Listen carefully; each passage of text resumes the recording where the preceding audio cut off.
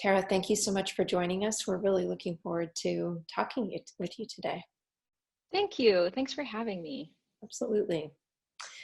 So you had mentioned that you wanted to start with some student questions and then go from there. So yeah, just to see what they're interested in and what they want to know about or hear about, or, you know. Fantastic. Yeah. So who would like to start us off? I think I know who, but go ahead. Can I go for it? Yes. Okay. So yeah, I love that you write, because it's, I don't know, I guess it's just always nice to see someone doing exactly what you want to do. And so de Senderos que se Bifurcan, I guess I have a few questions about, God, I feel like it's going to be so many questions. I guess I'm curious about the whole thing, like the book in its entirety.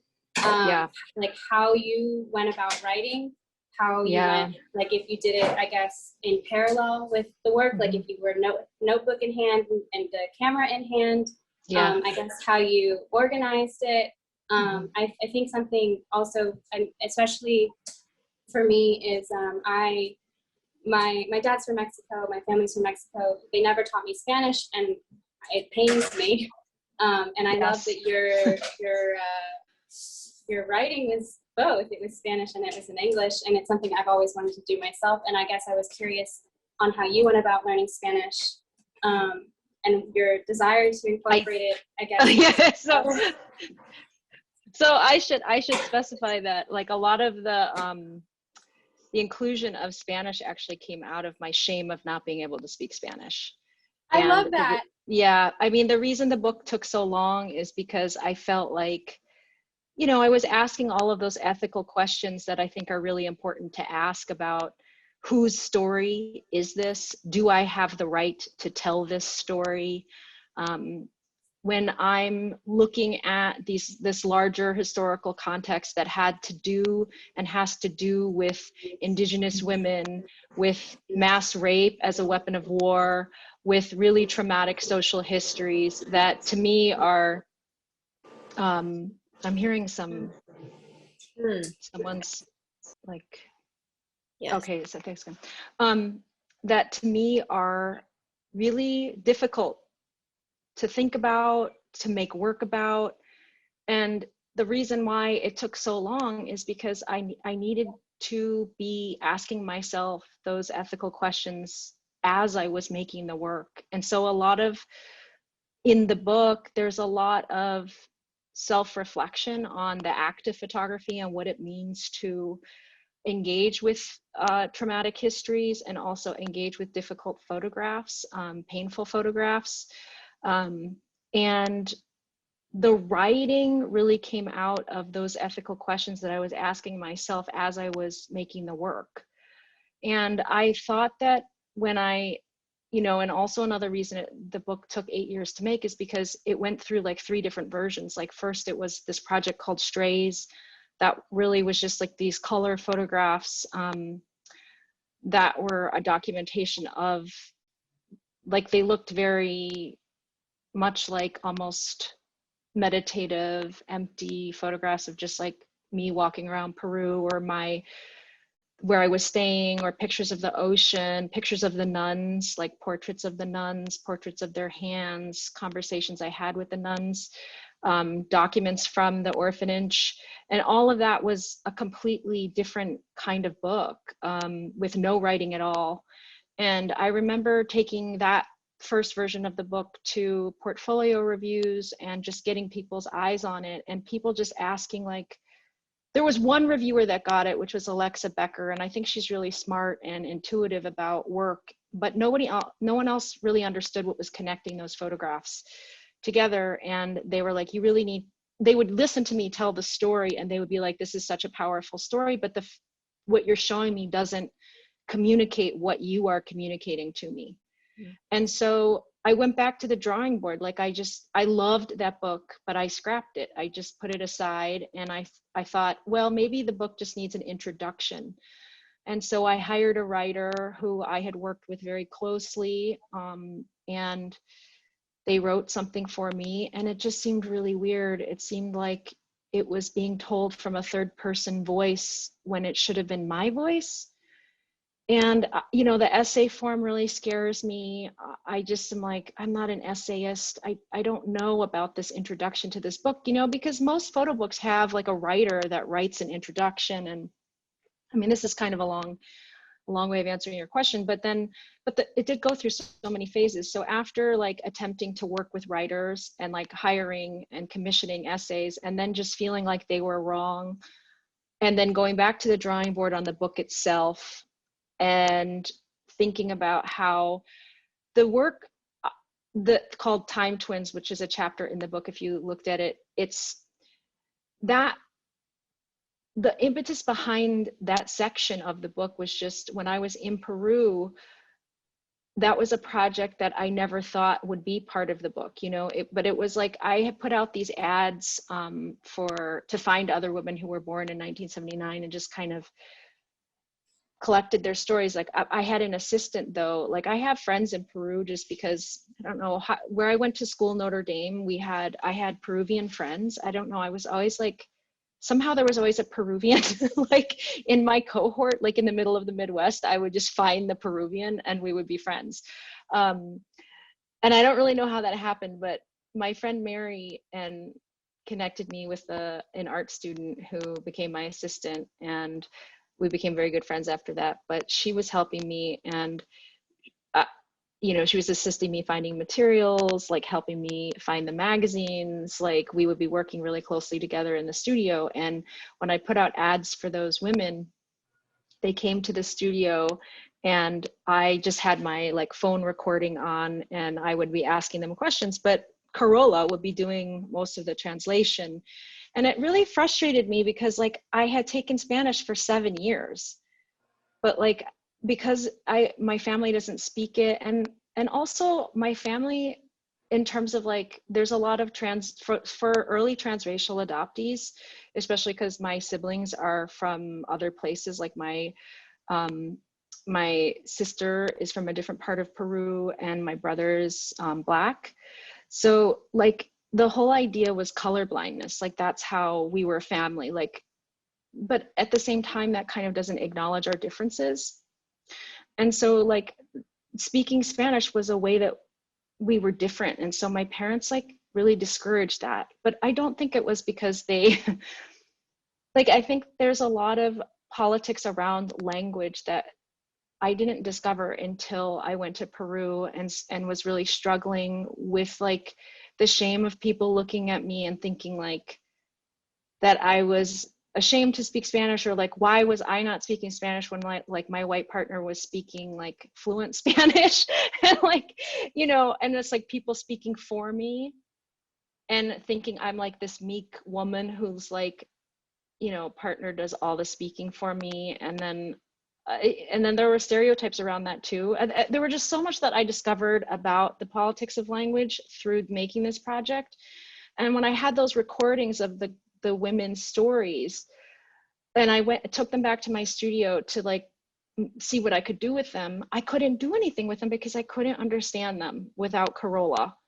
And I was just like, this is pathetic. Like, I'm an artist who's working in like the country of my birth, and I can't understand.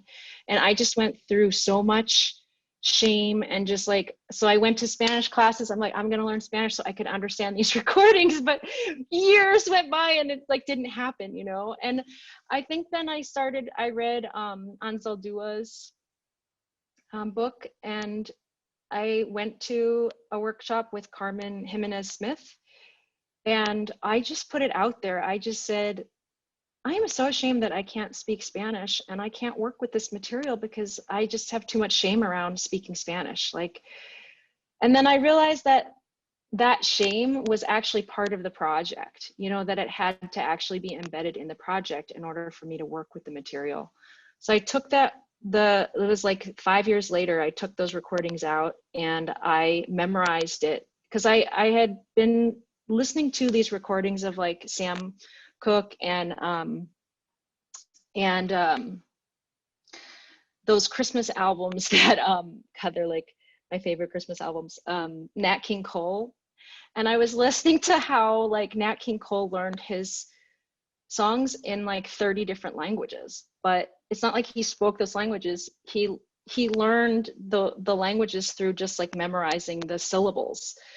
And my partner is a Sanskritist, and we were talking about how so much about the acquisition of language is around communication and meaning. But like in Sanskrit and in some of ancient languages, meaning is not the first, meaning is not valued as much as it is in like English, or, you know, that actually in some of these other languages, no one knew for centuries what anyone was saying. It was just a memorization of these words that were almost spiritual. And I thought that was so fascinating that, oh, I was so valuing this idea of being able to communicate versus just letting myself, my tongue in my be bad at Spanish, like speak Spanglish. So that's when I started to just like think about chance processes, because I had been in these poetry workshops where I was working with light. Like I would punch holes in this black piece of paper and like hold up readings that we were doing and like make these chance poems. And I was like, what would happen if I worked with these recordings that way?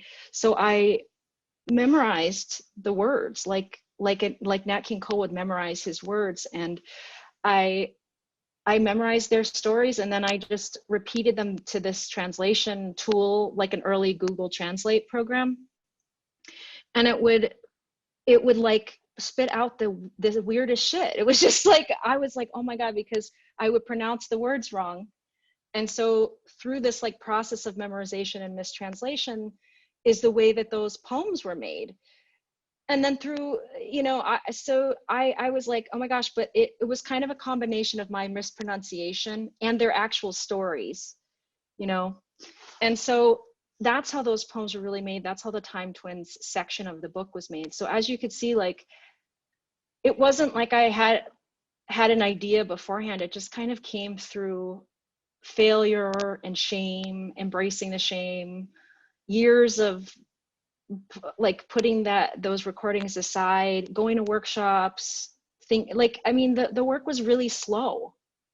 You know, it was really slow. The writing was so slow, like hiring these writers, realizing it was the wrong fit, making another mock. Like I had 3 different mocks, you know, 2 of them I threw out, never did anything with. So yeah, that's a really long rambling answer to your question. No, I like fully appreciate that, as well as the like honest answer, because I think it's something a lot of people feel, especially like the fear to just be bad. I can't talk to my grandma because she speaks Spanish and I don't, and it hurts. And I'm too scared to even be bad. Yeah, it's like, it's terrible. I think it's just like, you have to be willing to be bad and to fail but I think it's also like this connection of, like, I honestly think I would have an easier time learning French because there's no expectation that I speak that language. You know, there's something about the visibility. Like, I think it's very wrapped up in like this transracial adoption. The identity of a transracial adoptee is always that we never fit what the expectations of wherever we are, like we don't fit. So there's always that kind of in-betweenness where I'm experiencing this pressure and expectation to behave and act and look a certain, like my skin, and I'm just not, you know, I'm not that. Like, I don't have those ethnic markers, I think. Thank you so much. I like genuinely love that response. I really, it made me feel a lot of things. I like genuinely wanted to cry. I won't even deny that. Like, it just, it's such an honest thing, and it's such a thing to like endure and experience. And I really enjoyed that aspect of your writing. So I loved being able to hear about it. So thank you. Thank you so much for that question. Yeah.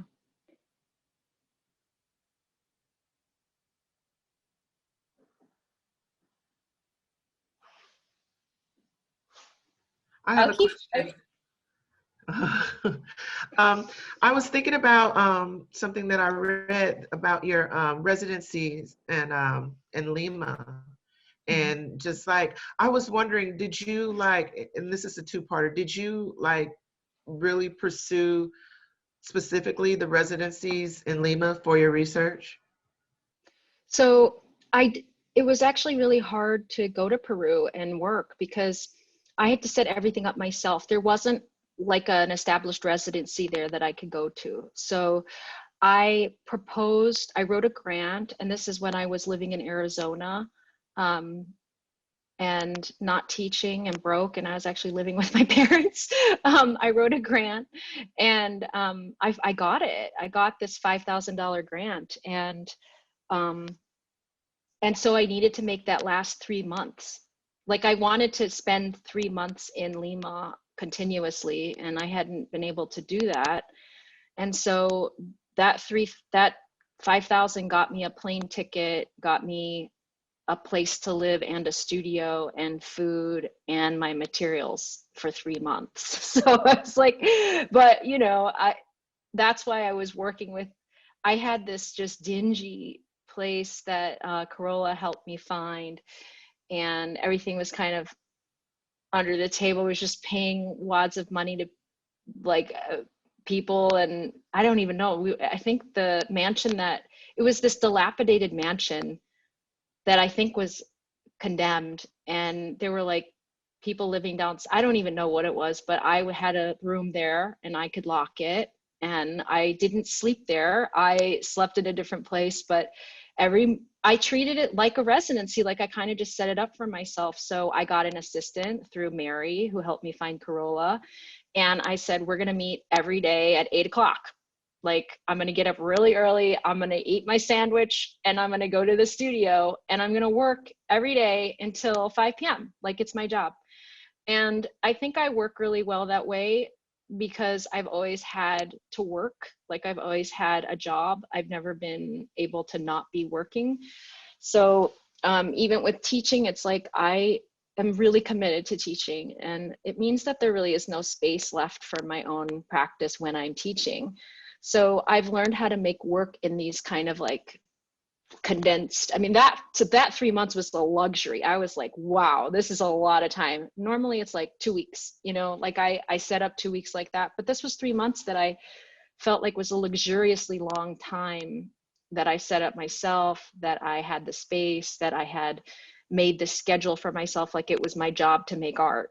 And so but it wasn't like I had any ideas about what I was going to do, because I kind of let the city, like, and Corolla, my assistant, like I interviewed her and just, she took me around and showed me like her Peru, and kind of, I asked her and her family like about that era that I was born, like what was it like here? Because their family just lived in Lima for so long. And I started to really think about like, in that residency, like I started to understand more about like the racial politics of Lima through like racist comments that honestly that Corolla's family would make that I didn't understand were racist, or, you know, like that there's just a different context for understanding the history of race there. And so I feel like that residency, like the logistics of it was one thing, but then the content of like what I was making and what I was interested in was like, if you don't speak Spanish and you can't really read, like I could read a little, I could read, but it's like, how do you know, like, how do you like do research in like a city, you know, like, so it was really just like interviewing as much as I could through translation. And then that's partially why I was so drawn to ephemera, like print ephemera, like magazines and photographs, because those are things that are very visual, and that like if you're flipping through an old magazine, like you can kind of get a sense of like what that era was like. Mm-hmm. So I really just like, as soon as I set up that studio, the other like kind of technical part of that residency that I set up for myself is I said, okay, 3 days a week, I'm going to go collect materials. Like, what does that mean? Like, I'm interested in vernacular photographs. I'm interested in magazines. I'm interested in like getting materials like from that time period. And so I had, you know, Mary, who's my friend Mary, who just grew up there, and was like, oh, you got to go to the markets, you got to go here. And also just like, there was time for eating a lot, you know, like learning about the food, and like everything was new to me, in that like residency that I set up for myself. Yeah. But it was all through that grant. I would say like that's one of the first major grants that I got, and I made that 5,000 like last, you know, and I got a good 8 really years cool. worth of work out of it. Yes, yes. That you made your own path with that. That's commendable. I'm going to follow up with a different question then, since you brought up some things. Okay, what was this racism that you're referring to? Is it like something with indigenous peoples and Spanish people, or what? Yeah, I mean, so in what I discovered when I was researching, it's people's attitudes towards the migration of indigenous people into the city, because before the war, you know, before the kind of like, because Peru's history is really complex, especially like because there were so many overturning, like the military took over, there were dictatorships after dictatorships, and if you know what's going on there now, it's sort of the same thing. Like they had 3 overturned leaders in like a span of like a month, you know. And so around that time it was sort of a similar situation where you know, people were being like they were just like, there was just a lot of political overturning. And what happened is when in 1979, when the Senderos Luminoso was very active in the Andes and in the Amazon, they were committing acts of violence in these villages. And so there was a huge migration of indigenous people from those villages into the city for safety reasons, because their villages were completely wiped out or their families had died. So they went to the city to look for work and to start a new life. And a lot of that like period of migration brought indigenous people into the city for the first time, like, and where they started to settle into these like sprawling, what they referred to as shanty towns, and to what some people referred to as like, that's the slum, where they were just to see houses around Lima. And I think there's a lot, like what I sensed from Corolla's family, but also other people in Lima, it's just like, it wasn't like, to me, it was like, there was this like nostalgia for a time when like the real Lima, like, but to me, I was like, the real Lima does include indigenous people, but it was like this nostalgia for the 60s and the pre-migration, you know what I mean? Like there was a lot of nostalgia for this time period when only this Creole culture existed in Lima, and not like the indigeneity that had come because of the war, you know?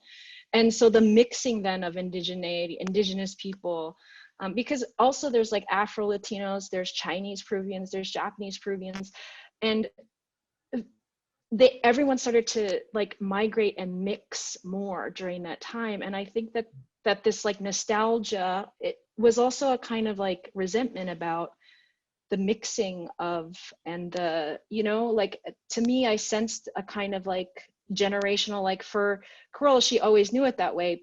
She always knew Lima as like this place where, you know, Chinese Peruvians, Afro Peruvians, indigenous people just all mixed. But for her parents, it was not that. Like it was like, oh, like the war brought other people here, and it's like it used to be like this beach town, and then now it's like, you know, the slums form, you know. It's like, so, but it, to me, like that is so complex to try to understand as an outsider coming in, like, where does this nostalgia come from? Like, what is that about? What is like this resentment around this time when Lima existed as like, they would show me beach pictures when you could just like go to the beach, and you know, and there's a lot of like white Peruvians on the beach, like, you know what I mean?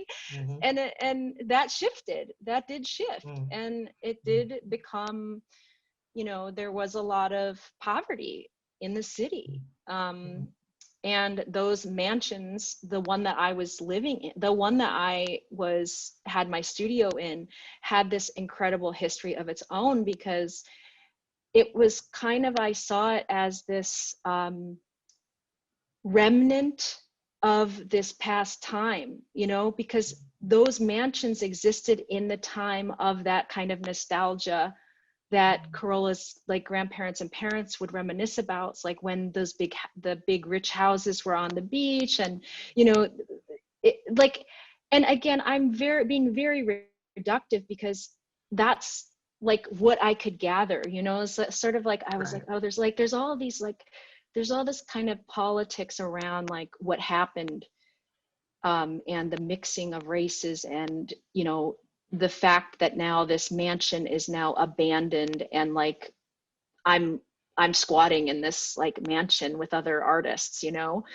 who all look like me, not like Carolla. You know, Carolla comes from an Italian family. So it was very interesting. And I would also say, like, part of the art scene, like part of like being in Lima and witnessing, like, everyone wanted to talk to my partner, who's like white and like writes for Artforum, right? But no one wanted to talk to me. Like, no one wanted to, like, they all thought I was like his, like, people referred to me as Brinchera, and it's like means like a social climber, like they thought I was like a social climber, and I had like been taken, like he came there and married me, and I was a maid, and like there are all these like weird, I a lot of times, like, it took me like years to figure out like what the comments meant. Wow. You know, like it took me a while to kind of unravel. And again, like, it's not even, I remember like even being at Ohio Wesleyan, and there was a Peruvian there that Mary was like, oh, there's another Peruvian that lives in the modern language house. And I was like, oh, I want to meet this other Peruvian. And so like I went to this party, and I remember she just took one look at me, and I was like kind of surprised at the way she looked, because again, I was very ignorant of like what Peruvians looked like. But she had red hair and like really pale skin and like freckles, and I was just like kind of like, oh my gosh, she's like blonde. She's like a blonde, light-haired Peruvian. But she took one look at me. She says, if we were in Peru, you'd be my maid. And like, I didn't understand what that meant. Like, I only remember I was like 19, and I only remembered it when I was at that residency. And I was like, oh my God, like, I am marked in a certain way by my skin here that I did not realize until now. And it has to do with all of this history that I am just starting to unravel and don't understand. You know, so that's kind of was the experience of being there in that residency and unraveling all of this history that I didn't quite understand, and honestly still do not, you know, because I didn't come from there. So it's like I'm constantly learning new things about Peru from my Peruvian friends or from reading about Peru. Yeah. I appreciate that. Thank you so much. Yeah. I had a question. So now that we're still on the subject of, you know, Peru and all that, did you, because I feel like you get a lot of your inspiration from where you originally belong to. Do you think it would be different, or it would be, well, I guess, let me put it this way. Did you ever wish that you had your own studio, like permanently in Lima? And I pulled up some pictures about Lima in Peru, and it looks very similar to where you live now. Is there a reason you picked LA? Are you trying to represent your own Lima? Make my own Lima. Yeah, no, I love this question. Honestly, I've always felt like I've never belonged anywhere. I've always felt like quite nomadic. And when I go to Peru, it's not fun for me. I don't feel, I still feel a lot of shame when I'm there. I feel disconnected. I feel loss. I feel a sense of mourning for like the person I could have been, even though it's so ridiculous, you know. I don't know. It's difficult. It's emotionally difficult for me in Peru. And I don't know why that is, you know. I mean, I could say it has to do with maybe this idea around transracial adoption. Like now there's, when I think about like how some of my friends raise their adopted children or across race, there's like, they have a Chinese nanny and they do like birth trips, like back to China. Like I didn't have any of that. And so it's quite jarring to go back to the beginning of things and find out all these things like in your 30s, you know, and to feel like, why didn't I ever question this? Like, how is it that I'm just having this now when other adoptees maybe go through this earlier, you know?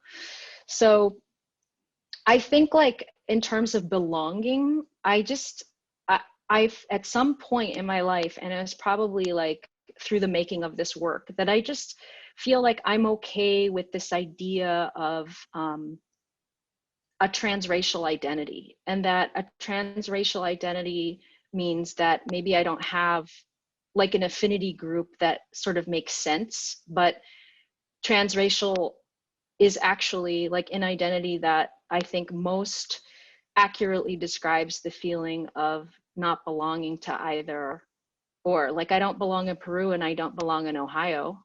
You know, like I feel like, where do I belong?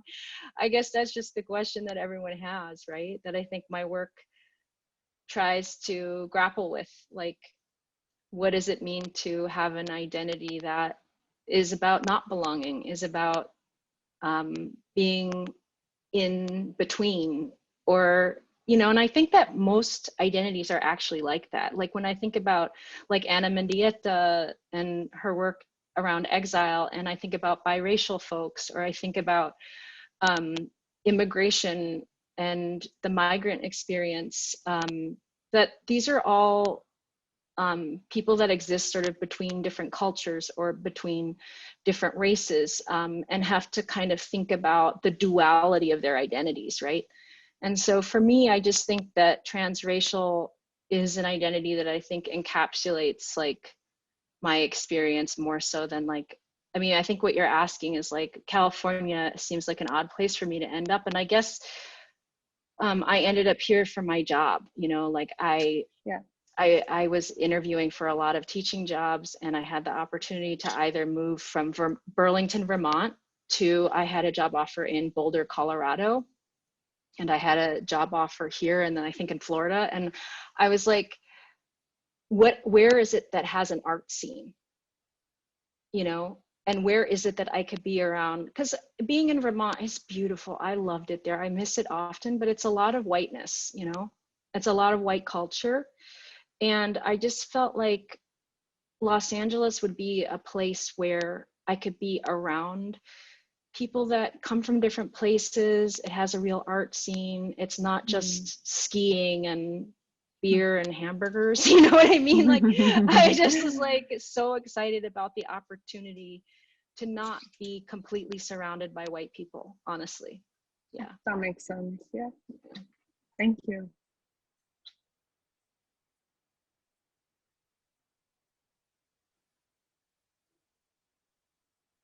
Can I ask, I feel like I'm gonna keep asking questions.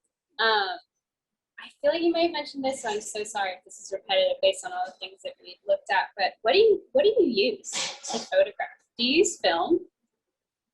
Or yeah, okay. I use everything. So like when people ask me about tech, I'm not, like I always tell my students, like, I mean, honestly, when I started teaching 35 millimeter, I got a 35 millimeter camera, and like I only used 35 millimeter as I was setting up the Pitzer program to see like how far I could push it, right? Like I'm telling my students all they need is a 35 millimeter camera. And so I just took it upon myself to think about what I could do with the 35 millimeter camera. So it became ridiculous. Like if you travel a lot and you have to like decide between like what camera you're bringing and all this, the lenses and all that. And I was like, forget this. Like I am not the kind of person who wants to be thinking about lenses and camera bodies. And I hate upgrading. Like I hate the whole tech lust for upgrading. Like I can't stand that side of photography. And so really like just the simplification of things for me was the moment where I'm just like, okay, I'm not ever getting a brand new digital camera. Like, I'm just done. I'm done with digital, and the 35mm camera makes so much sense for me. So when I travel, like, that's all I bring. I bring a bag of film, 35mm camera, and that's it. And I don't even bring a tripod. I'm just like available light. So when I worked on that Lima project, I had my phone camera just for like, I think it's good to have a phone camera just because you can just do like visualize things with the phone, right? So I kind of use that to just test things out. And then I just use the 35mm when I'm traveling. And then in my studio, I use a 4x5 camera. Like for all of my Weston work, I'm using large format, and only because I'm really interested in kind of what were the cameras that like these guys were using, and a lot of them were using large format. So I like for that particular project, large format made sense. But yeah, no, I like the delay. I mean, this probably sounds cliche, but just, I don't like seeing things right away. Like, I mean, I have bags of film from 5 years ago that are still undeveloped. And there's something about like having that delay built into the process where there's a surprise maybe in a couple years when I develop that film from Rome, or this film I forget about that I just put aside, that I don't label like purposefully to just find it later and have a surprise. You know, I mean, there's something nice about not seeing things right away and not being able to edit in the moment. Because I think like even when I can tell, even when I'm using my phone camera, like I'll just erase things because like I don't like it. But on film, it's like you have all those accidents, you have the things that you take photos of that maybe like don't look good and they become something, you know, or they're a record of something that you were interested in visually. So yeah, long answer again, sorry. No, this is like, I'm like, you are literally doing what I want to do in my life. Like, oh my goodness, I shoot film too. So I guess I have like 3, maybe 2 more questions in line with that. One, do you have a favorite 35mm? One that you like always reach for? And do you do your own scanning or developing, or do you kind of let others handle that? Because I know LA has like a ton of places. No, there are people that hate. There are people that hate processing. Like I know my friend Raphael was like, Tarrah, I don't know how you print and do all your own processing. Like I just need other people to do that. I need to concentrate on the art. But like to me, I love materials. Like I'm an artist that will work my way through a project through the materials themselves. And I think that the materials, like in my 1979 contact negatives exhibition, where the work was all made in the gallery, and it was really like a lot of the rephotographic work that I do where I'm like projecting and then rephotographing. I think like that experience of being in a darkened room with projections and film and not being able to really like see what's happening in the camera, but you know, there's something like to me that's really magical about that. I think you had asked about like a go-to camera, and yes, I develop and print all of my own work, but it's because I have access, right? Like I built the darkroom at my school. It took 8 years. Like I don't have a technician. I don't have any help in that lab. Like when I inherited that lab, they didn't even have any enlargers, and they thought I was I was like, you can't teach without enlargers. Like they didn't budget for enlargers.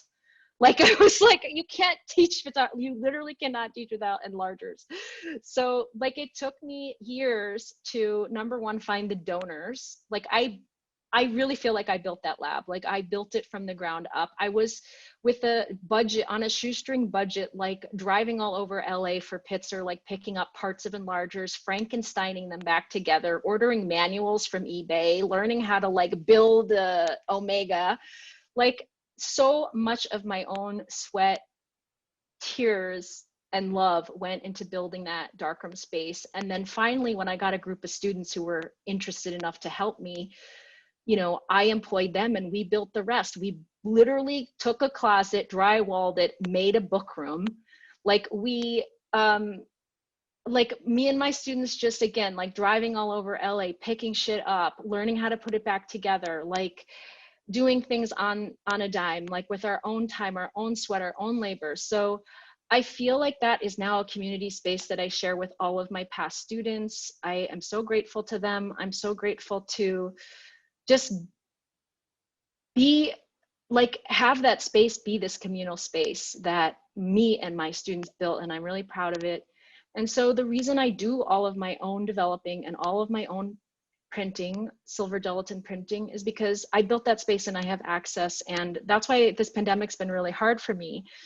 I took one of the enlargers home, put it in my bathroom, like built a darkroom out of foam core, literally, just so I could print, you know. But I'm also like, this is kind of an aside, but I also have been thinking a lot about like how wasteful our medium is. Like when I go around the corner, like silver gelatin is like not good for the environment, you know, and neither is like digital. When I'm in the basement next to IT, and when I turn the corner, there's just a pile of like old computers because we're refreshing things literally every 2 years. And so I'm just like, I was like, oh my God, this like upgrading and the software updates and everything, like I never want to do that. Like I hate that work. Like I could do the lab work, I could do the darkroom, but I can't do that computer work. Like I just can't, I won't.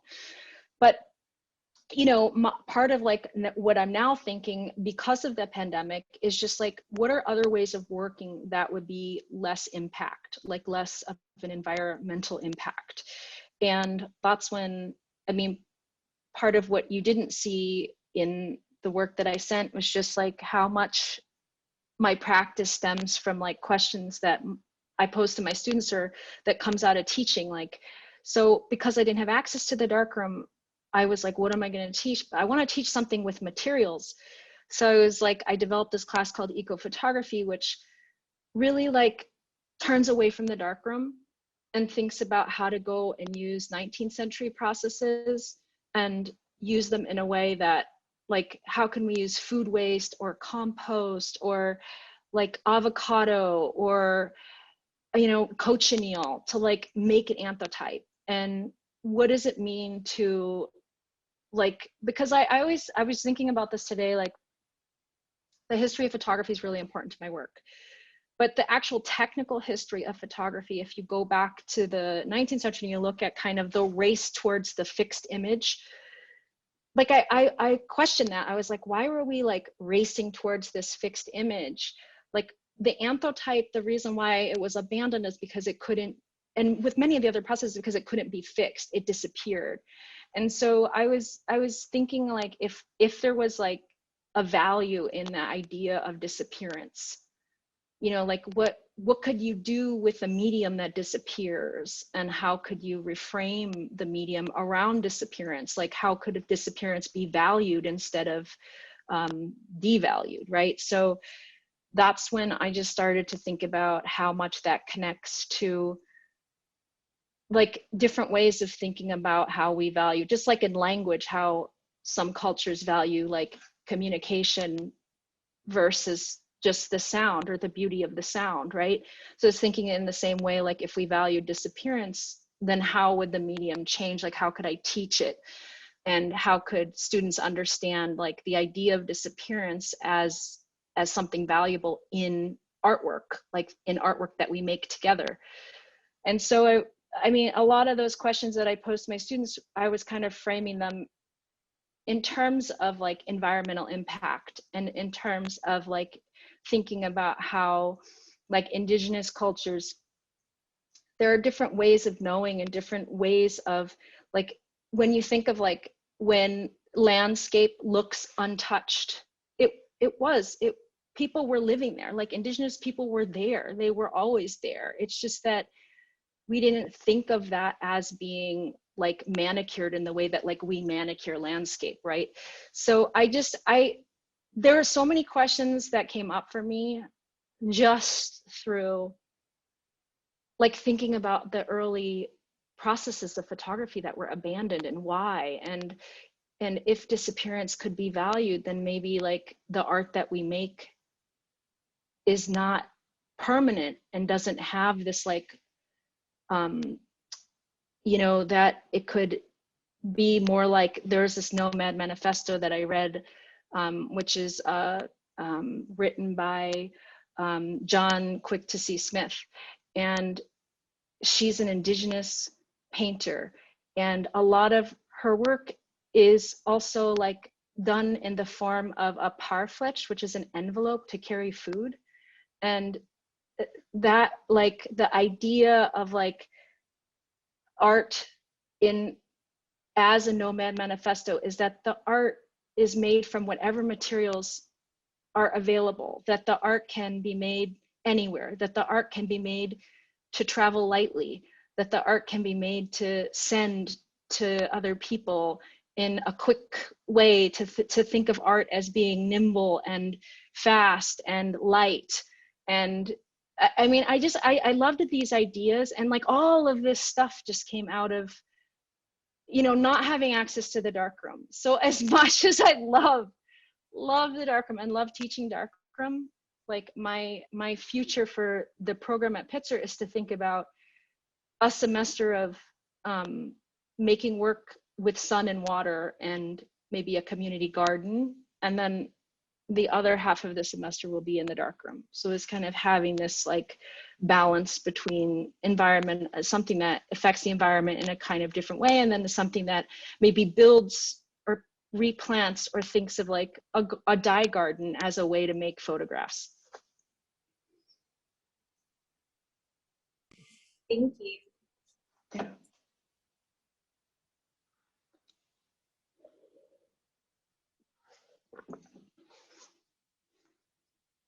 Tarrah, I'll follow up on that. What just to you're talking about valuing the impermanent or the fleeting, Yeah.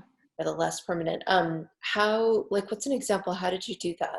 Like, what kind of projects or like assignments or structures did you create for doing that? Because I really appreciate that you're not just saying, "Oh, that sounds like a great idea," but like also you have to create a structure where that is valued and in some ways Yeah. seen. Yeah, I think that a lot of that came through also thinking about how do you have a practice, like how do you build a practice? Like a lot of the questions around like, what is art, what is valuable in art? And I mean, and these questions have been, when I think about like Lucy Lepard and like the movement away from the art object, but that meant like these giant land sculptures, right? These like heavy monumental land sculptures that we often think of when we think of like the environmental art land movement. But there were other women doing work that were far less, I guess, not as well known. Like I think Agnes Danes would be one of those women who I really love her work.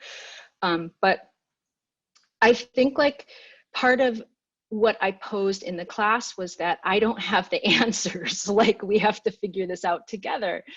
And I think that like Pitzer allows me to teach that way, allows me to kind of pose questions with my students, like to work with my students to be able to figure this out. So the first iteration of this class, I didn't anticipate teaching it online. I thought that we would be together in this outdoor classroom space and we'd be able to kind of like think about these questions together in the same space, but as it is, we were online. And so part of it was also thinking about like, if we could shift our value and think about ephemerality and, you know, the temporal space, like what is it that makes a practice? What is it that would be valuable? So, I mean, we started with the parable of the sower, and we started thinking about like what happens into those characters and how it mirrors our current moment. And that book, I did not know would have such a powerful effect on my students. I don't know if you guys have read that book, but like Octavia Butler and the characters in that, like planting the parable of the sower itself in relation to that novel, looking at how the characters deal with what is basically this apocalyptic moment, right? And so the students were actually feeling that. Like I could tell that this novel spoke to them because it feels like that. And there's a Trump figure, and there's so much going on in that novel. So I mean, we started with Parable of the Sower, and we found a lot of parallels to what was going on. But we also found that Parable of the Sower can also be read as radical hope, as a story of radical hope, and not an apocalyptic novel. And it's an anti-hero. It's an anti-hero because there's so much that's built around like the hero narrative in fiction. And we talked about like this like fictional trope of the hero, right? And how this novel is an anti-hero novel, right? And it's a community activist is actually the hero. And it's the community that she builds that is this imagined future, right? And so part of like the structures that were set up in the course were very much based on like Octavia Butler's novel and thinking about like forms of radical hope. How do we have community and how are we present like over Zoom? And a lot of the answers came through like a daily practice. Like we read Eduardo Cohn's How Forests Think, I think is the name of it. And we just read the introduction and we were thinking about like, if we really took seriously this, like, if we took seriously that plants are also like part of our community, what kind of practice would that open up for us, like as artists? And so I take my students very seriously in class. They're all artists. They're all serious artists when they're in my class.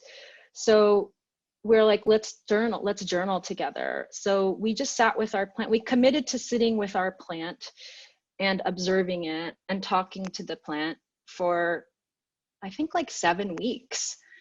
And that was hard. And some students had like breakdowns, like just like couldn't finish, like couldn't actually commit to that and just like didn't know, like had this pressure of sitting with the plant and just like found the pressure too much. And I was like, that's fine. Like just write about that. Like write about why you can't do it. Write about why you can't write. So, I mean, there's just like so much that came out of like, and that was just something that I think the students sort of came up with on their own. And then like we also developed another assignment around like trying to, like we all started a compost bin and we all like described our composts, took photographs of our composts, and then made emulsion from our like compost waste. And, you know, everyone was in a different area of the country. So the sun was, you know, stronger or not strong. And it was sort of thinking about like how many days it took. Like some students made one image because it took weeks, you know, it was like it took like 4 weeks for like a faint image to emerge. But there was so much pleasure in like that one image, you know, like that it was emerging and it was emerging over time. And it was just a kind of like daily practice that was instilled through these projects. So yeah, I mean, in a way, I think it was successful. Did we make good art? Like, I don't know. Like, I don't know. I mean, we had good conversations. We posed questions that I think were really important and will continue to be important. And like, we asked, like, what is community? What does it mean to like be embodied? Like, is that important? Like, I don't know. I mean, like I said, like, that was just last semester and I'm still thinking about the students, our conversations, their work, like, yeah. Thank you.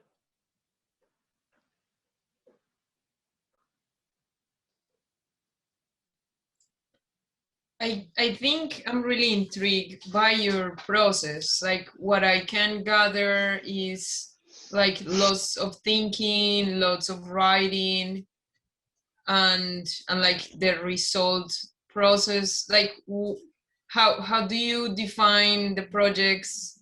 How do you give them shape? And I think it makes a lot of sense that you're making books based on everything that you're saying. Like it's a lot of experiences and writing out experiences. Yes. Yeah. I think, you know, this is a really good question. It's sort of like, how does one make the art they make, right? What does the practice look like? And I think like for me, you're right. There's a lot of self-reflection. There's a lot of like, I always wished I could be one of those artists. Like I see some of these artists just like strutting through the world, like, and they just know their work and their practice. And I was never that kind of artist because number one, like as a woman of color, I never, like, I'm just starting to like get the confidence I need to like, just like do it, you know, and like embrace making, you know?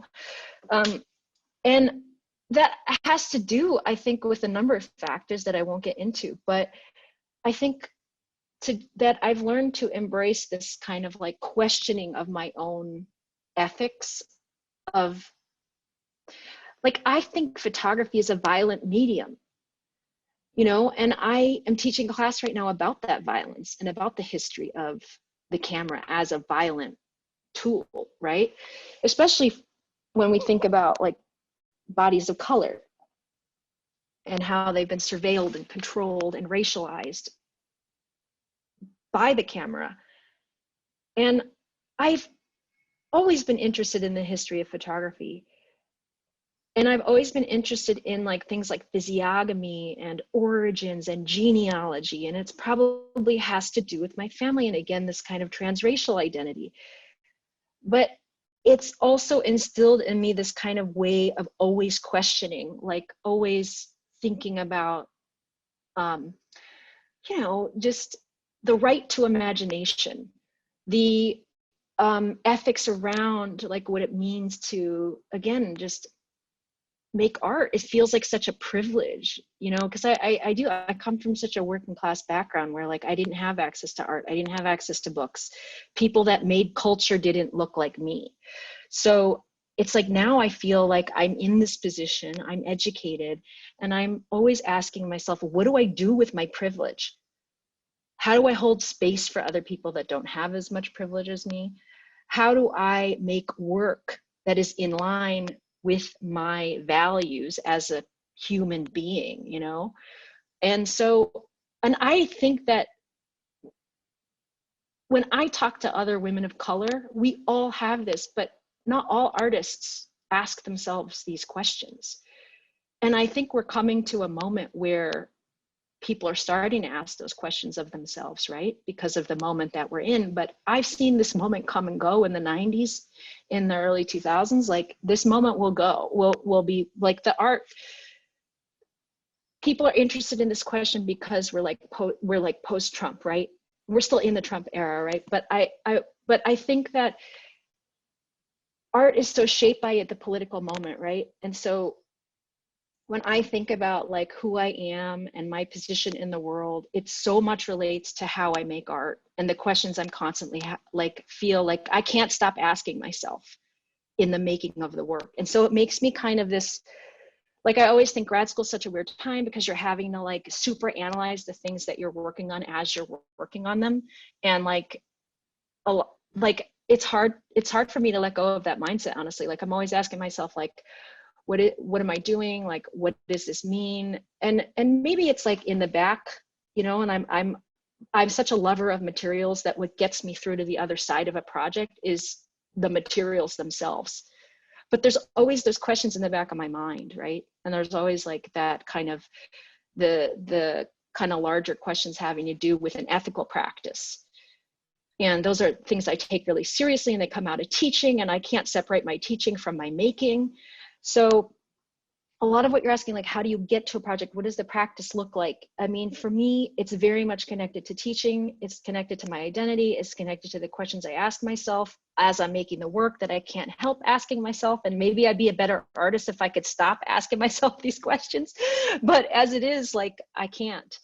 So, you know, reading is really important to my practice, and just being engaged with other, like, I think of like, just like the poets that I love, even like Saidiya Hartman right now, like just thinking about the ways that she is writing a history that is imagined, that is speculative. And like people like Ursula Le Guin, Octavia Butler, just like these like fictional novels that have been just like central to the way of thinking through like what is radical, what is hope, what, like kind of like these larger questions that come out of reading. That's so important to me. Like, and it's like, when is a project done? That's why I have so many ongoing projects. Like I have like 10 projects I'm working on. A lot of artists aren't like that. They're like one project and they finish it, and like, but I have like 10 projects going at once, and I don't know, they're done when I have a show. Like, honestly, somebody needs to give me a deadline. And that's why I tell my students, like, it's artificial to think that, you know, yeah, we have this 16 weeks, but you have 16 weeks and let's get the work done. Like, this is the deadline, right? So like I have 2 upcoming shows and it made me finish the Weston work, you know? I think I'll still make more maybe, but I'm like, it's gotta be done. It's a book, it's a show, that's the deadline. So yeah, I come out the other side by having a deadline.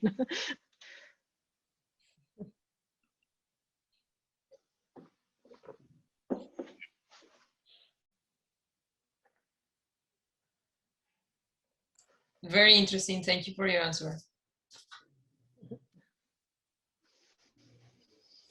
I had a question. I was wondering, when I was reading about your work, I kept having the, I guess, I don't know if it's a theory or the idea of like epigenetics, the idea that like your parents' traumas can change like the phenotype of your genes. I was wondering if that has ever entered your work or like thought process, or even on like a personal level. Yeah, I mean, I think that the book is about that. You know, I think the book is definitely about the concept of epigenetics and like just what we hold in the body. And whether that is like, that's why I always refer to the book as exploring like what I call psychic history. Like that there are ways of knowing that we don't know how we know, you know, like we don't know how we know, we don't understand fully. And I think like a lot of those questions around epigenetics and how the body can hold history and how we know what we know, like that is all like embedded into, I think, why the book itself is like, has like a also allusions to dreams and these other ways of knowing, right? That I think I've only been able to appreciate through poetry, you know, through like to be able to make work like that, that explores the idea of epigenetics. It's like, how do you visualize that? Like, how do you make work about that? And it is because I had all these questions about like, if like the idea of like being born out of a violent act of rape, like I'm not the only, like when I think about that question, like going back to the beginning of things and finding rape and how unsettling that is. And then if I think about the larger histories and like the myth of Sarita Colonia, and it's like that it's already answered in a way, like what does that look like? What does it look like to have to contemplate like what it means to be born out of rape? And there's already mythologies and narratives that exist in Indigenous culture, like that I found, like Sarita's story is that story. And I was like, oh my God, there's a way that storytelling and fiction and speculation serves. I think people at the margins need these tools, right? To be able to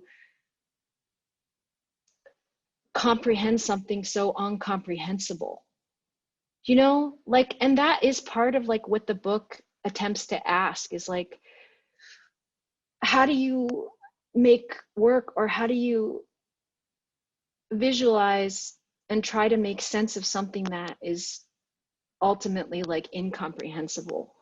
And I think epigenetics is definitely something scientific that gives you some answers, but honestly, like, so Sarita Colonia's story that comes from Indigenous culture, this idea of the violence of milk and mother's milk, that's just as valid. Like, to me, those stories are just as important as science, as, you know, like the ways that speculation and the ways that narrative and storytelling function in cultures to heal as a form of healing. Like, when I started researching more of that, it just blew me away. Like, it made me think of those novels that I'm talking about, and like Saidiya Hartman's writing and Parable of the Sower in a different way. You know, it made me think about how important these writings really are, like how we have a way, like these stories are so important, you know?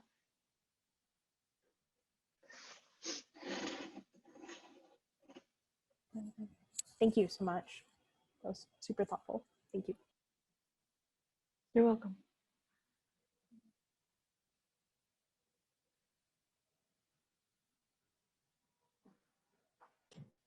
Can I ask about your editing process? Editing? Yeah, like for like I guess when you edit your photographs, do you really touch your 35mm ones, or do you kind of just allow them to exist the way that they were like come out, you know, once you've developed them? Because like, you know, people go into Lightroom and just go crazy pants. I guess I'm just wondering if you kind of let them lie, or if you like to. No, I mean, I definitely think like it depends on the project. So like Weston was large format, but man, that work was really hard to do. Like, I mean, it looks fairly straightforward, but you know, to shoot by myself, because I'm shooting I was shooting by myself, setting up these mirrors, like getting everything set up just right. I mean, and it took forever. Like, just one of those took maybe seven frames, you know, and I'm only printing one, you know. And then for my 35mm work, I think the project that is ongoing called Black Messengers, which is on my website, which is a lot of just going to indigenous archaeological sites and just being a landscape photographer with the 35mm camera, and just like letting the pleasure of that medium kind of like of seeing the architecture of these indigenous sites is just really amazing to me. That work is all like, it's available light. I'm like, often the weather, like it'll be like really humid or really dry, and like film of course reacts to that. So, and you know, so a lot of that is like a ton of bracketing, you know. It's like I'm still bracketing, I'm like taking the same photo from like 10 different angles. I don't ever skimp on the film, you know, like I always bring a ton of film with me.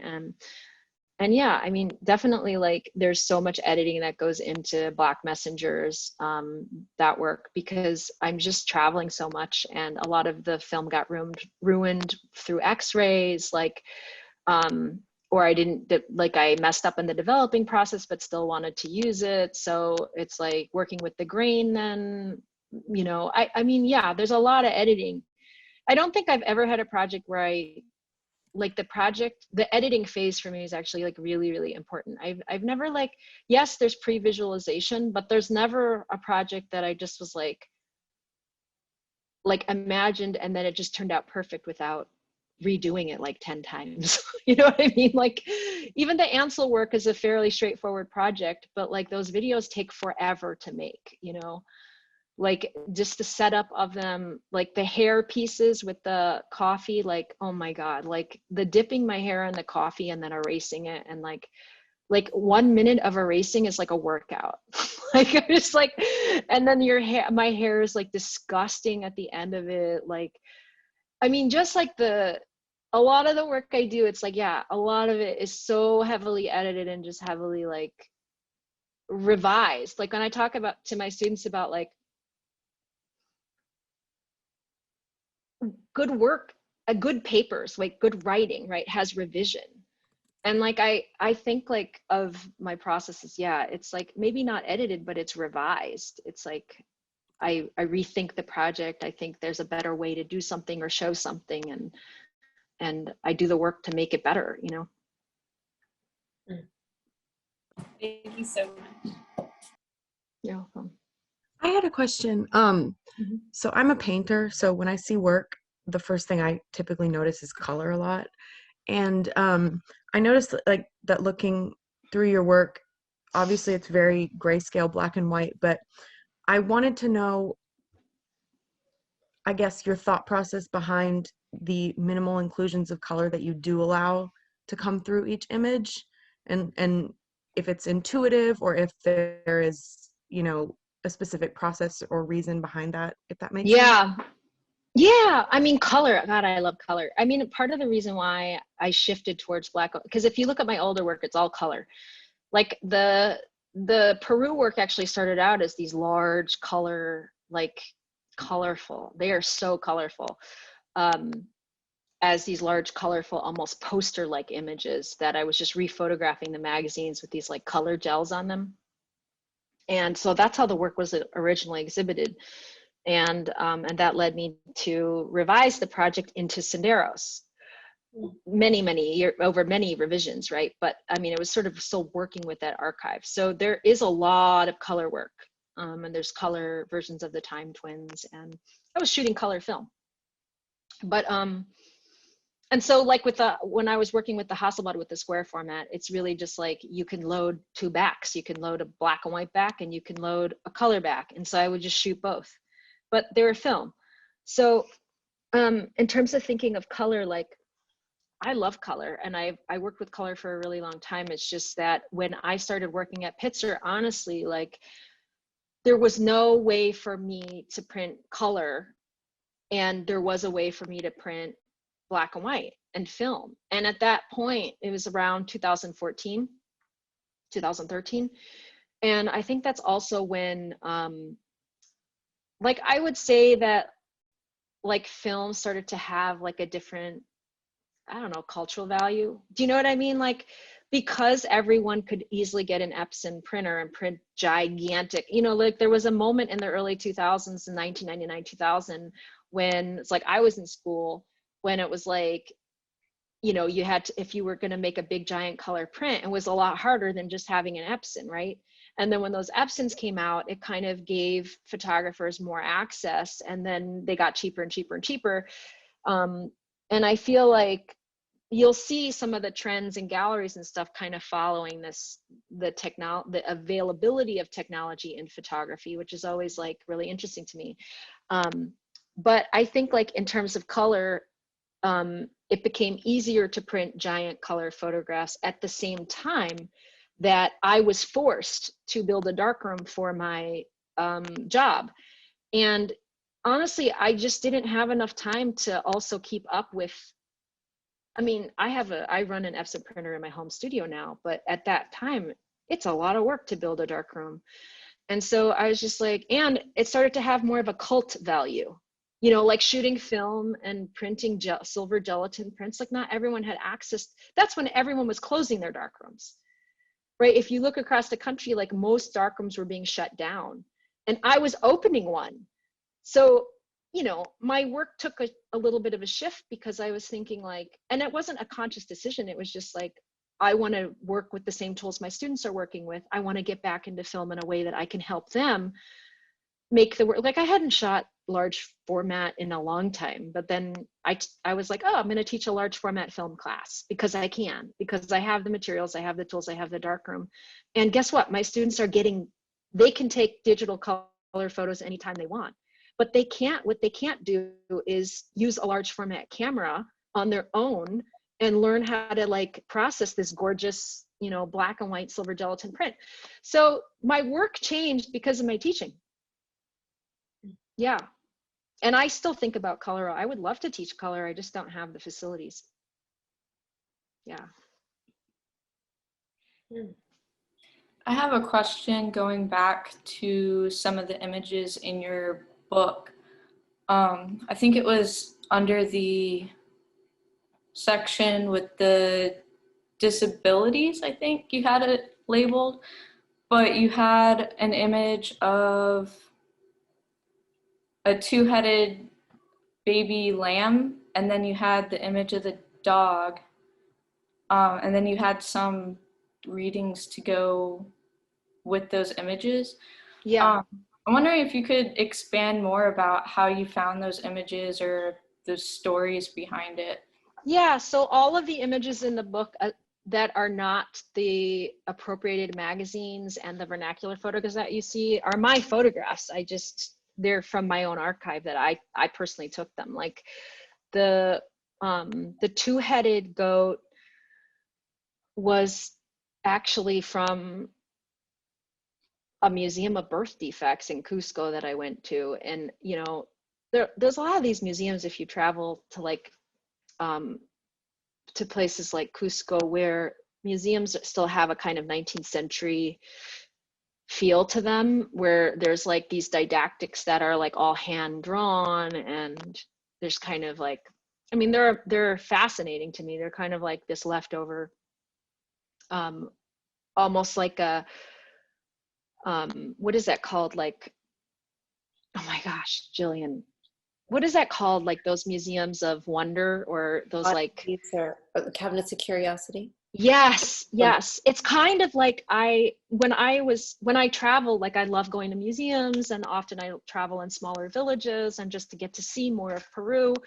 And there's often like a museum that's just kind of left over from the 19th century and has like cabinets of curiosity like still there, and it's kind of amazing. So in Cusco I found this museum, and it was like there was a whole section on birth defects, and there was like an 8-legged sheep, a 2-headed goat, like pigs that were conjoined in just like bottles, and you'll find this a lot in Europe, but finding it in an Andean village is like amazing. So I remember like just going there and photographing. You know, the lighting was bad, it was awful, but like I just stuck my lens up onto the glass and started photographing. And you know, that's another thing. It's like when you shoot film and you put it away, and then it's like I'm thinking of this book, and I was like, oh my God, there was a reason I was there and so attracted to these. I mean, they're kind of horrific in a way, but I also felt like a connection to them. Like they're just kind of these abandoned, like deformed orphans. And I had connected it to like, there's another series in the book called Marinés, and it has the 3 photographs that I found in the nuns' archives that were of a little girl who had deformities, like birth defects. And or at least I imagined she did, because it was hard to tell like what was going on. Like it looked like she was maybe burned, or she had some kind of skin disorder, or something was wrong with her medically. And I had just, I mean, those photographs were really painful to me, and I just was like kept thinking about them and rephotographing them, not knowing what I was going to do with them, or if anything. But then I remembered, I made a connection between like what it was like to think about like the photograph of Marinés of this disfigured child, and then to think about disfigured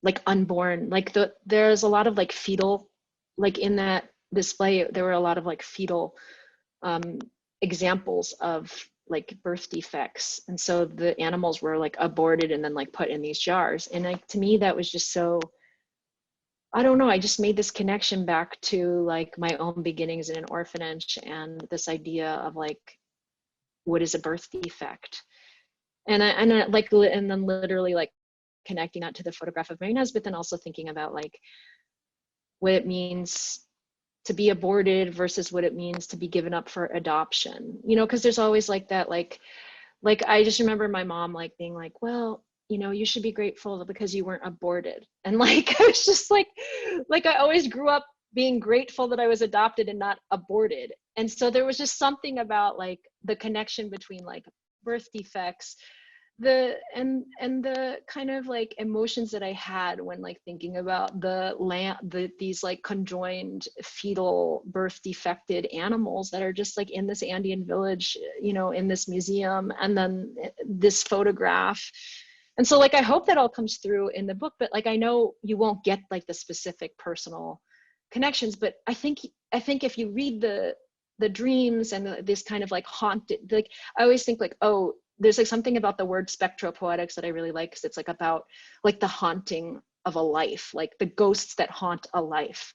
And so like that photograph of Mary Inez haunts me.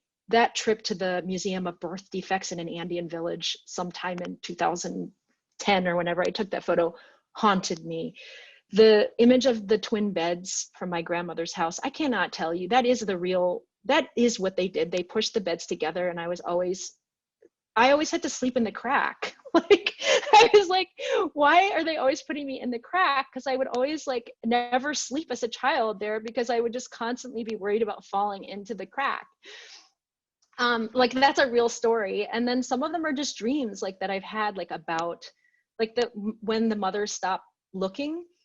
I had this, like that is based on Patricio Guzman's film, Nostalgia for the Light, and just thinking about the disappearance of all of their relatives and how these mothers were just searched the desert for just a bone, and they've been searching the desert for like decades.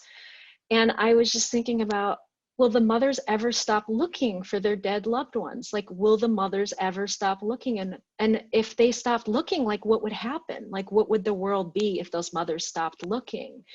And I wrote that poem, like I got up from a dream about this moment when the mothers would stop looking, and I wrote that poem. And then I edited it, but I mean, I wrote it out of like this kind of subconscious feeling about when the mothers would stop looking, and how maybe that's also connected to my story and South America, and this, you know, the weight of the word disappearance and looking for the disappeared, and these mothers roaming the desert for decades. I mean, all of this is in the book, but I don't know if it's necessarily accessible, you know. But I think like the questions you're asking are like the picture of the goat, and then the writing, the opening poem, like these are all like sort of connected to many, many years of just traveling back to Peru and thinking about like my origins. Thank you. Tarrah, I want to keep an eye on time, and I know we're after a little we're over an hour. I wondered before we go, would it be possible to have just like a quick zoom around your I'm using Zoom not as a software program, but like in terms of speed of seeing your studio in some way? Is that possible? I don't know. I mean, well, because I'm on this like gigantic. Okay. Oh, I think maybe I just disconnected something. I don't think I can turn. Yeah. So, I mean, what I've been working on, what's on my table is just, I have to ship out a show to Arles in like a day. And like, I literally just finished printing. I literally just finished printing because there's 18 prints. And so long story, but I found this paper, this expired paper, like in this darkroom in LA by this medical photographer, who's this woman who like wasn't exactly like a famous photographer, but she was pretty much unknown because she was a woman, but she died. I got loads of her paper and like old darkroom stuff. And I realized that in her 1963 expired paper, there was like bromide paper, which is actually the paper that Weston used. So I was like, it sent me on like ridiculous, you know, technical, anyway, I spent so much time just trying to get an image to appear on this vintage paper. The exposures were like 11 minutes long, and I just like, I could not finish in time, so that I had to reprint like Ilford, a different paper. So what is on my studio table is like, I have to flatten, spot tone, and ship out the prints in like tomorrow. So it's like, that's what's going on. It's just like a mad rush to meet a deadline, but also like I've been printing. If you go around the corner of my studio here is my tiny darkroom, which is actually built inside of a walk-in shower. So I just like put a shelf in there, and then I have like 3 trays, again by this woman Ruth, who like she had these amazing stainless steel trays that she had never used that are like so much better made than the plastic ones. So I was using her trays and her tongs and her paper, and built a little ventilation system in there. And then right next to that is a gigantic printer. And then this is all of the prints getting ready to be flattened right after this. Wow. So you do this, so this is, you're at your home, and I'm assuming you're in a bedroom or maybe a separate building. Yes. And this is kind of a, I am in a bedroom. okay. And it's a place, yeah. You also print there too? Yeah, I mean, okay, so, I mean, this is true story, but like my students helped me build my home studio. Like I had a couple assistants, and after we built the darkroom one summer, we built a book room and we finished the darkroom. And then like, I was like, guys, I gotta paint my own, I gotta get this bedroom into a workable studio. So, you know, I paid them and they came over and we installed like all this magnetic board around this whole room. So everything is magnetic. And I painted it like a middle gray color. And then I had this table like hand built for me. And it's just like, it's on roller skating wheels. Like it's on, you know, and so it's like these rubber wheels that I can just wheel around and move, and it's great. It's like skateboarding wheels. And then, yeah, I mean, the lighting isn't the best. So I have like a little gray flex light over there for like just viewing small prints. And yeah, this is a small bedroom, you know, but is it like 150 square feet? Like 200? Yeah. Yeah. I mean, that's an 8-foot table and it barely fits, you know, yeah. Like it barely fits in here. And I'm in a closet right now. You have your desk spaces like yeah, like my students helped me build like this lift, and so like I'm sitting in a closet. Yeah. And it's just so I had more space back there. Yeah. And then there's an adjacent room that I cleared out to make the Weston work. Uh-huh. That I moved some furniture and everything. And you know, I used to be out in my front room, which is like a bigger kind of like dining room, but I felt really exposed, and like, I don't know, my partner would constantly be walking by, and like there was a window. So like, I just like it back here. It's smaller. I can shut the door. It feels more private. And it's like, the only thing that I hate about this space is that like, I have to turn it over. So like, I can really only work on one project at a time.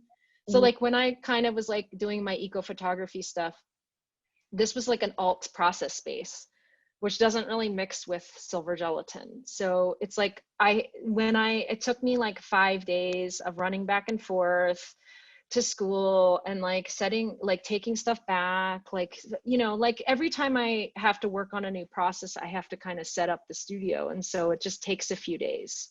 Mm-hmm. But other than that, it's like works great. Like I like it. And I was thinking about building a garage studio, but you know, it's just like more important for me to just have like sometimes like building a studio is just like, some people love it, but I'm just like, I'd rather like truly need to outgrow this space before I like have to build another studio. Cause it just like, it takes time away from work. And like, you don't for me, it's like my precious summertime is like all I have, you know? Mm-hmm.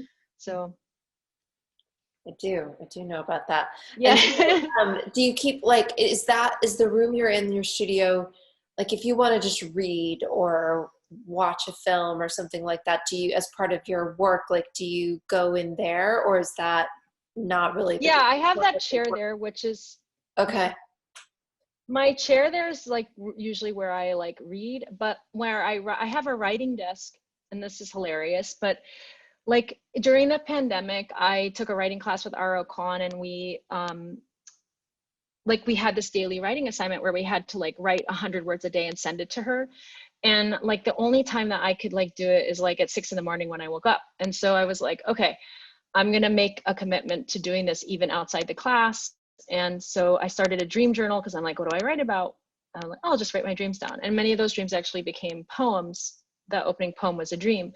But I set up this like dream writing desk. It's like, I just moved my bed like away from the wall. Mm-hmm. And I have like kind of a taller headboard, and I just built a little tiny like desk behind there where like only I can fit with a chair. And then like, if I can remember a dream in the middle of the night, I'll just wake up and go behind there and like write it down. So like now I call it my like dream writing desk, because write there every morning. And now the ritual, I have like over 270 pages now of dreams just from the pandemic. And I do it every morning, or sometimes at 2 in the morning, like, or 3 in the morning. Like if I wake up and remember something, I'll just go behind there and write it down, and then like flesh it out in the morning, and I'll spend like 30 minutes on it in the morning. Okay, so I just want to understand, is it like headboard is here, like bed is here, here's headboard, and then you're here and here's the Yeah. Okay. Yeah, it's kind of like this weird little space because there's like windows behind there. So like, it's just like, and my husband doesn't fit. I'm the only one that fits there. So like, I could just like go there, and I feel like it's this like remember when you were kids and you would make like forts? Yeah. Like it literally feels like I made a fort for writing. Like, Yeah. And like it keeps me writing. Like actually making the space makes me write. Well, you know, like once I did that, I was like, oh, I'll write. Yes, I was thinking about that even in terms of writing dreams, because you get, in my experience, I get better at remembering and even developing the muscle of writing about dreams. Yes. If I keep doing it. And if I just do it every now and then, I can always find reasons to just go back to sleep. So, and you need a space to do, you need a thing to like that energy towards. Creating the framework around the ideal way for you to make art is kind of like what I figured out is important. So like that dream desk, but also like I have this rule where if I can't remember my dreams, that I still write for 30 minutes. And I was like, but what do I write about? I just write what's outside my window, because there's like a window right. So I'll just turn around and I'll just look out the window and write everything that's outside my window. And so now, like then on the days where I don't remember my dreams, there's just all these beautiful descriptions of how what's outside my window has changed over the last year. The final project for this class is that everyone has to conjure their own studio, and what you just said is another way of describing the assignment, but you did it much more eloquently. That you said something about when you create the framework for the project or for the work, then you put yourself in it or something like that. Is that yeah, like create the framework so that for writing, I'm not one of these people that can like writing is intimidating to me. So like a way to make it less intimidating was to create a way to build it into the ritual of my life. So like sleep, and like I wake up a lot, I'm a very light sleeper, and like connecting it to my dreams, I'm a very vivid dreamer. So it's like how like to connect the act of writing to these ways that I'm already existing in my life that makes it easy for me to commit and to make this happen, you know, make the writing happen. Because I often, when I talk to writers, it's like everyone has their own way, but it's like there needs to be a commitment to it. And so it like makes me commit to it that I have this space for it. Yeah. I also like what you're saying about it being small and being like, you know, it's your way. Like it may not be like the way or a way that like is easily adapted to other people, but like finding the right scale for the thing that you want to do is so true. Like from my perspective, like I often think like, oh, I need a whole building as a studio. Yeah. And it needs to be a big old industrial building because that's just how big it's got to be. And then I just think, oh my gosh, I would just be running around managing space all the time if that were the case. So like finding like the right size is not always the biggest size. It sometimes can be literally like a small size to help make the work happen. Yeah, it does affect. Yeah, it does affect the kind of work that you make. Because I realized like, oh, everything got really small. Like everything. I used to have a bigger studio where I was like printing like giant pigment prints, and like the reason why things are like small and black and white is because like that's what I can do here, here really. So yeah. Well, Tarrah, thank you so much for talking with us. This is just fantastic. And I love that you were so willing and available to just answer our questions from all over the place and tie them together so beautifully. So thank you. No, thank you so much. That was great. Thank you. Thank you for not making me give my artist talk. No. Yeah, no, this is so much better. Thank you. Thank you. All And right. good luck to all the students with their work and their projects. Yeah. Thank you. Exactly. Thank you very much. Thank you so Thank much. you so much.